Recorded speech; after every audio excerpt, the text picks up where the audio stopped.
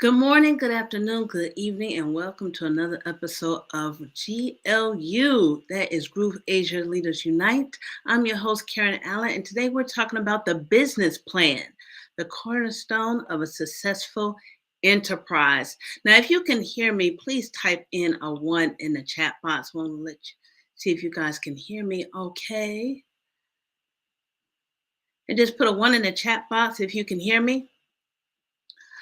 I appreciate that. And if you can't hear me, put in a zero. All right. Thank you very much for those who put in a one.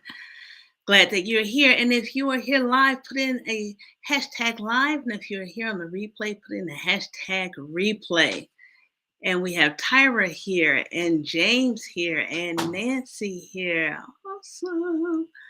Okay, let me do this so you guys will know who I am. My name is Karen Allen, and actually, I've just changed. I'm no longer a VP of events. I am the Chief Program Officer. So that will change in in our next episode. Okay, and we are here at the Group Asia Leaders Unite. If you haven't already, please subscribe, like, and follow, and leave a comment. I like reading those to see if you got anything from what I'm saying. All right, I'm doing this research for you. All right, so you can know, so we can all be in this together on the same page, on one accord. That's what we're doing. Okay, so we're talking about the business, and we're talking about business, building businesses from the foundation, from the ground up. Those are things we're talking about. So we've gone over what digital entrepreneurship 101, and then we've talked also about some foundational things about getting a business started. So last week, just to go over a few of the points that we talked about, the importance of a clear business plan. That's where it all begins. Digital business strategy, niche identification, tech stack and tools, the role of branding, establishing credibility, adaptability, and flexibility, and having a call to action. Okay, those are what we discussed last week. Just a high level view, and then we're going to go into more detail. So today, our more detailed is in the importance of having a clear business plan. Of having a clear business plan. All right. Awesome. We got a couple up live here. So let me put this one here. We got Nancy's here live, and James here live, and Tyra.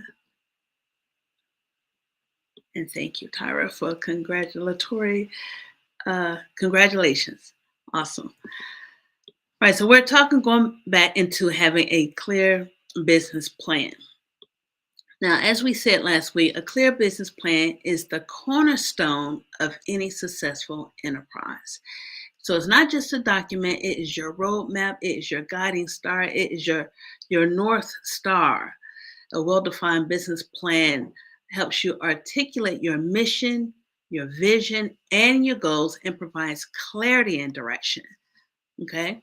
So the significance of it, as we said, is the cornerstone of a successful enterprise. Enterprise gives you clarity and vision, and it has some investor appeal. So the components of a well-defined business plan. I'm gonna get to those in a moment. So let's go back. The defining your purpose, the significance of your business plan. Defining your purpose. It's a strategic tool to define your business goals and the path to achieve them. So it's like your roadmap, like we were saying, it's your roadmap. Clarity and vision. Now, a crystal clear plan provides direction.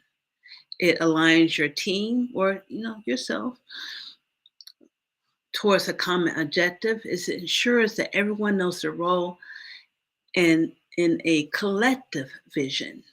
A lot of times you got the vision of how you want your company to be. And when you start hiring team members, when you start growing, because we all start a lot of times on our own where it's just us and we have the vision in our head. And when we start growing our team, we want our team members to be on the same page as us. So what's the best way to do it? Put it in black and white and explain it to them what the vision is. And then you could come into alignment. You all can come into alignment.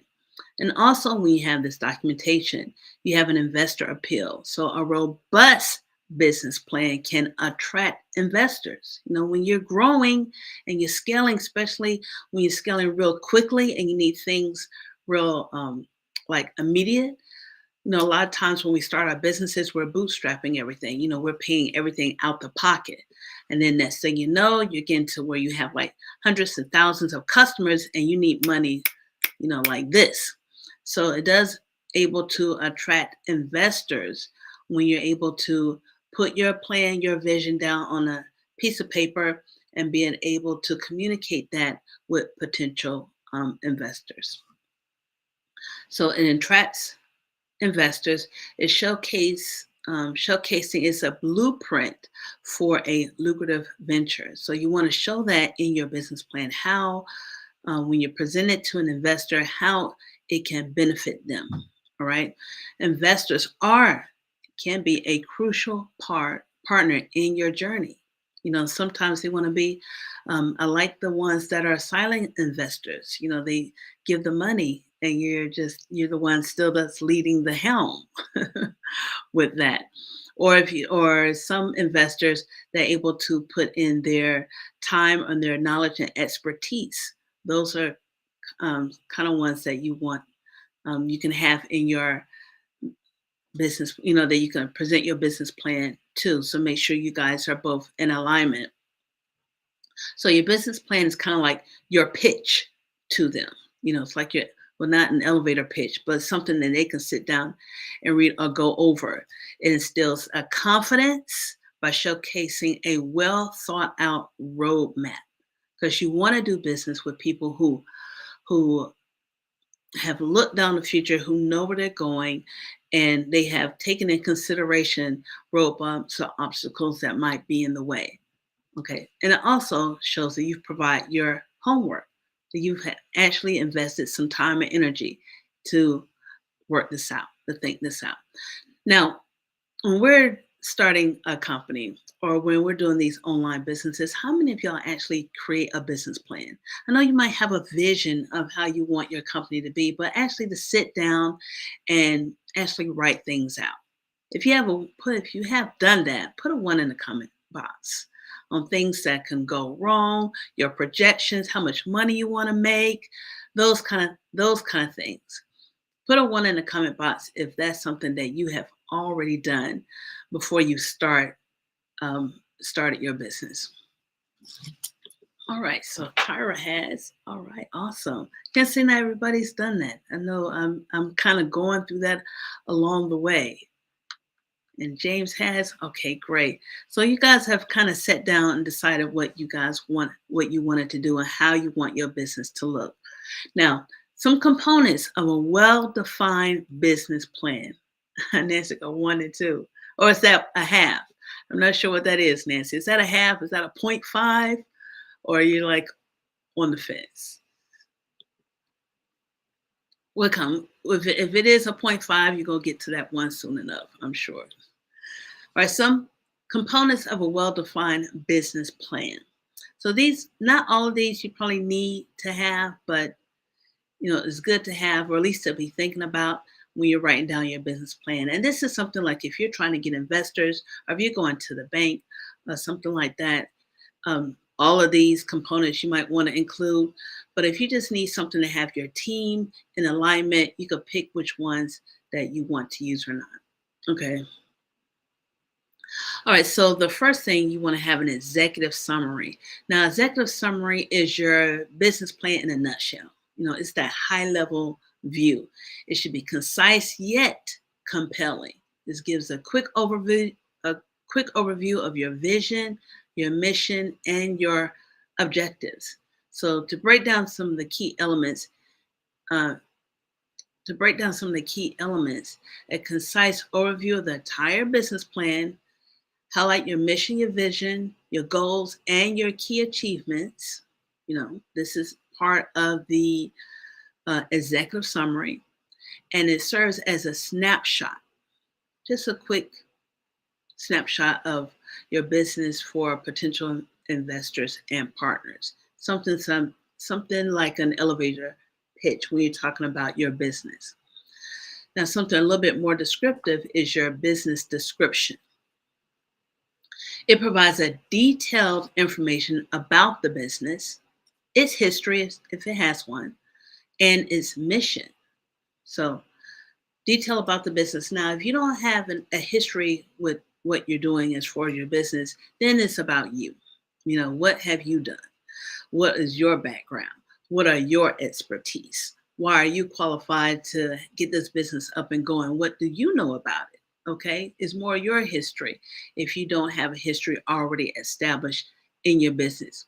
It describes the products and services offered, and it outlines the business's unique selling proposition, and that's the USP or its competitive advantage. So, what makes you more unique than everyone else in the industry, in your industry, or in your niche, as we say? What's different? So, those you put in your business description. What is your USP, your unique selling proposition? Now, when we're doing this, you also want to provide a market analysis. What everybody else is doing in your niche or in your business. Understanding your market is paramount. Dive deep into your demographics, the trends, and your competition. Now, well-researched market analysis sets the stage for an informed decision. So you know what everyone else is doing, who your customer's going to be, what they're all about, what they want, their pain points, um, what they're going through, some of the trends always helps, and what your competitors are doing. That gives you the information for you to make an informed decision. So take the time to explore the market landscape, develop your target audience of who you want to do business with, and your competitors, whoever else who's also seeking those same people. So examine the industry and market in which your business operates. Analyze those market trends, your target audience demographics, and the landscape, and identify opportunities and potential challenges. Opportunities and challenges. Now, this is when you're doing your market analysis. When you have your opportunities, it's great to take advantage of those. But with your challenges, a good way is identify your potential challenges, but also come up with a solution. So if you come up to that challenge, you'll already have a solution on hand on how you're going to deal with it. So come up with like 2 or 3 solutions to handle those different challenges that you might come across when you are starting your business. That way you won't be, have so much anxiety and like, oh my God, when it happens. It's something you would have already anticipated and you already know how you're going to handle it. All right. Great. So next thing you might want to have in your business plan is your operations plan. Okay, this is where you discuss the nuts and bolts of running the business, from logistics to the day-to-day operations. Since a lot of us are solopreneurs, it's like, what are you doing? You're getting up, rolling out of bed, walking down the hall to your office, and how things are going. What is your workflow when you sit down to do business? What are you doing? And also in here, you could put your organizational structure if you have one. Mainly as a solopreneur, my organizational structure is me, myself, and I. All 3 of us is working this business together. Okay, that's my organizational structure. Now, if you have team members and and CEOs and COOs and all those kind of people, you want to keep those written down. Highlight the key features, benefits, and unique aspects of your business. This is you're doing your. Oh, I'm sorry. I'm jumping ahead of myself. We're going back to the operation.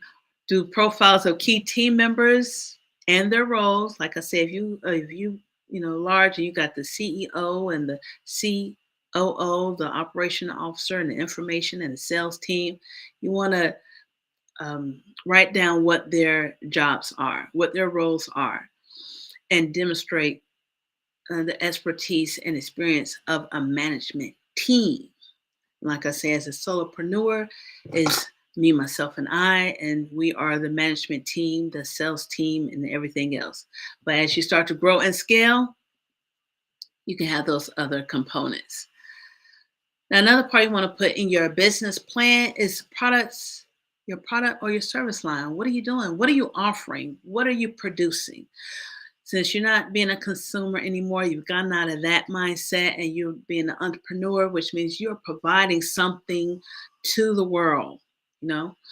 So provide detailed information about the product or services that you're offering. Highlight its features, the key features, the benefits, and any unique aspects of your product or service. Okay. And discuss the product life cycle and future developments. So if you're going to continue to develop your product into something else, just like the Groove Asia uh, platform, we started off with just the funnels, and now we've gone on to you have the mailing, you have the webs, you have the blogging, future developments, or the calendar, which I'm so excited about, the agency part, the where you could have your help desk. Those are future developments. So those are some of the things you want to have in your product and service line. All right. Well, for those of you who are listening right now, what are some of the businesses that you are into right now? What are some of the products or some of the services that you offer? Just put those in the comment box. What are some of the services or the product that you offer? Let me know what you're doing. Okay, and while you're doing all that, also you want to include in your business plan is a marketing strategy. Okay, so a comprehensive marketing plan to reach and engage your target audience. James is putting in so much has changed. Yes, a lot has changed. And in just the last few months, a lot has changed. Okay, so marketing strategy. So a comprehensive marketing plan to reach and engage your target audience. Outline your business's approach to reaching and acquiring customers. How are you going to get your customers? How are you going to get that traffic coming into your door? Because you need customers. No customers, no business. Describe the marketing channels, promotional strategies, and pricing tactics. So, when I'm doing affiliate marketing, or if you're doing digital marketing, what kind of marketing channels? Where are you marketing on? Facebook, Instagram, TikTok, your website, doing blogs. How are you doing this? Promotional strategies. You're doing email marketing going on. You're doing videos and do some pricing tactics. What are you going to be pricing your product for? That includes your sales forecast and plans for your customer retention. How are you going to keep your customers? Because let me tell you, it is so much harder to gain a new customer than it is to retain one you already have. Right? So how are you going to nurture them? Email marketing is a good way to nurture your customers. So all that goes into your marketing strategy, things you need to consider in your business plan. And next, you want to have your financial projections. Financial projections because the numbers tell a story. The numbers tell a story. How many of you guys are numbers people? I mean, you need to know the numbers. You want to know the numbers. Now, James said that he's a photographer. He's a photographer. That's cool. And let's see, wholesale, retail, health and wellness, and a travel advisor. All right. All right. Great. It's a great way to get started. Good way to get started. And all those things kind of like complement each other. Well, photographer, travel advisor, you can take that, you can do all that, go out on different places and take pictures. Retail and health and wellness. That's cool. All right. So we had our we're on financial projections. So like I say, numbers tell a story. Financial projections showcase your business's future. What are you expecting to get? What are you expecting to come into the business? Those are things you want to consider. Like Tyrus has said that she hasn't thought about the numbers. Too busy learning. I know what you mean. We're learning to that L fall off when we start earning, right? I love that. I absolutely love that. Now, a well-defined plan instills a confidence in the stakeholders. So this if you're getting business partners or investors, okay? Got to have those numbers. So you can have that confidence in the stakeholders have some confidence in your business. Now, whether it's your team or it's a potential investor, because when you're having team members coming on, they want to come on to a business that has a potential to thrive. Okay. So you can present the financial outlook of your business. This includes income statements, balance sheets, and cash flow statements. This is if you're looking for investors or if you're going to the bank. And you can project future financial performances based on realistic assumptions. Realistic assumptions. Yes, it's amen to that. Learning becomes earning. And when you first start off, that's what you're doing, learning. And in this business, when you're an entrepreneur, it seems like you're always learning something. And that's the way to keep being ahead of the curve. And that's what we do here in Groove Asia, to keep you ahead of the curve. And that's why we present all this information to you. So those are your financial projections. Now, if applicable, you have some funding requests. Put in there what you want. Details of your funding requirements if you're looking for external financing. Specify the purpose of the funds and how they will be utilized. Okay? So if this is your business plan, is your business plan, specify what you're looking for. Okay? Outline the terms and conditions for potential investors or lenders if you're going to go that route. Another thing you want to have in your business plan is your SWOT analysis. You want to know what SWOT means? SWOT. Put that in the comment box. SWOT analysis. It evaluates your businesses. Well, I'm going to wait to see if any of you got put it in the comment box. But it does provide a strategic assessment of the internal and external factors affecting the business. Okay, SWOT analysis. Well, I'm going to tell you what it is. SWOT analysis means your strengths, weaknesses, opportunities, and threats. So evaluate your business's strengths, the weaknesses, opportunities, and threats. Like I said, it provides a strategic assessment of the internal and external factors affecting your business. Yeah, that's what a SWOT analysis is. Like I said, it's also part of you doing your homework and you being prepared. You have a SWOT analysis. Now, lastly, you want to have is an operational plan.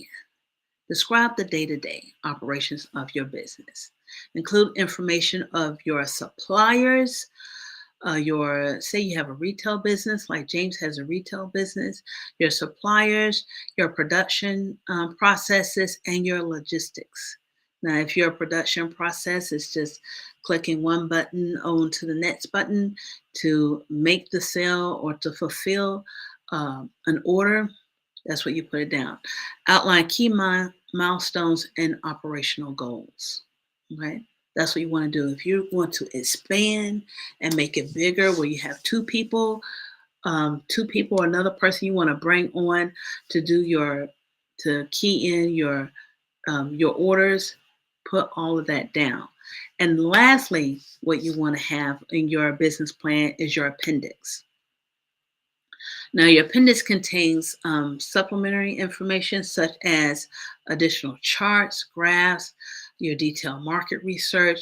It includes any supporting documents or references. Like I say, this is very beneficial if you're looking for an investor, or if you're looking for financing, you're taking this information to a financial institution.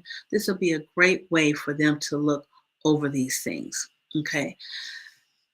Now let's talk about tailoring your business plan to fit your unique journey.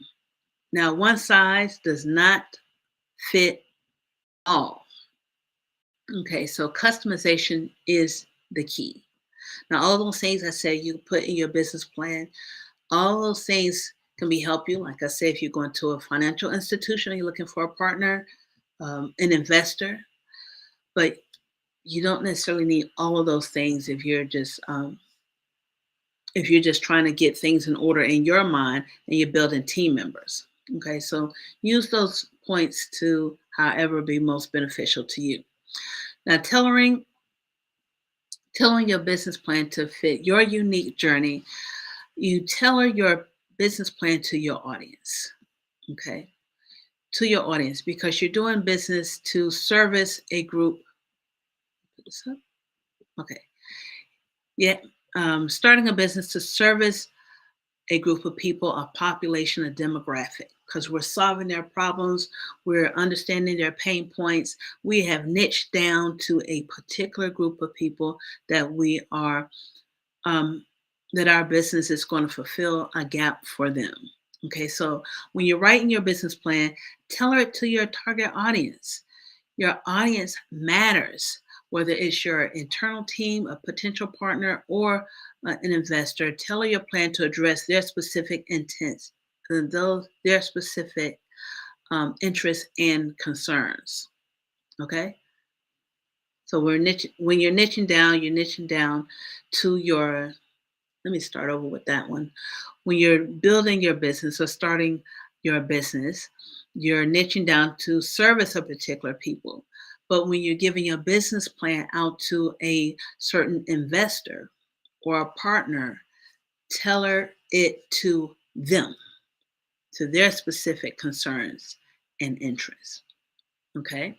It's kind of like your cover letter. You don't want to have, when you're applying for a job and you have a resume, you don't want to have one cover letter for everybody.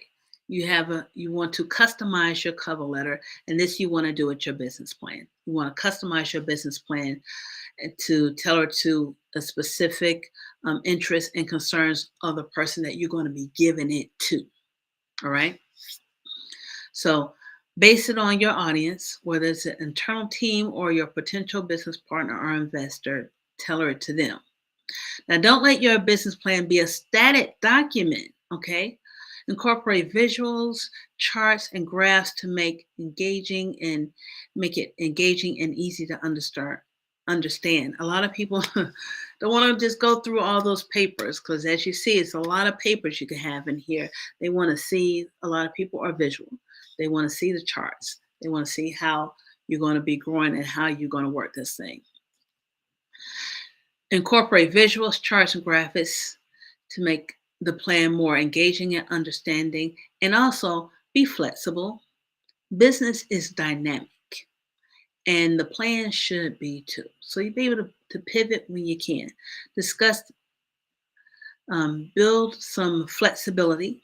Build some flexibility in your plan, allowing for some adjustments when the market adjusts, because you want to move with the market. All right.